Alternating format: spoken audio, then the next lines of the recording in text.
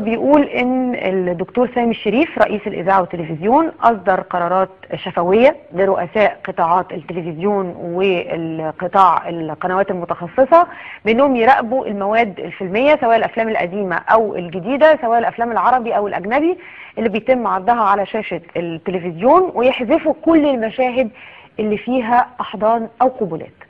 الله، وده من ايه لا مؤاخذه يعني؟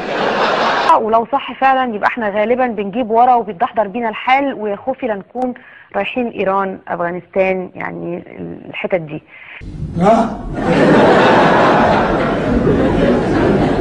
ايه في البق؟ رايحين ايران، افغانستان، يعني الحتت دي. نعم يا اختي. فهي الفكره ان العمليه دي اساسا هتتكلف كتير جدا، في ان هم هيجيبوا كل الافلام اللي اوريدي اتعرضت اساسا وهيمنتجوها تاني، وهيشيلوا منها اللقطات اللي هي اللي بيسموها اللقطات الحميميه بالنسبه لهم، اللي هي القبلات والاحضان. هيتكلف قد ايه وليه اصلا؟ طب انت مالك متاثر ليه ولا اخوك ولا ايه؟ انا اخويا مسجون برضه، يمكن سطوه ولا حاجه. برضه انا ما عنديش حاجه بتؤكد، لكن هناك ما يتردد بان هي يعني اتجاهات قد تكون دينيه شويه.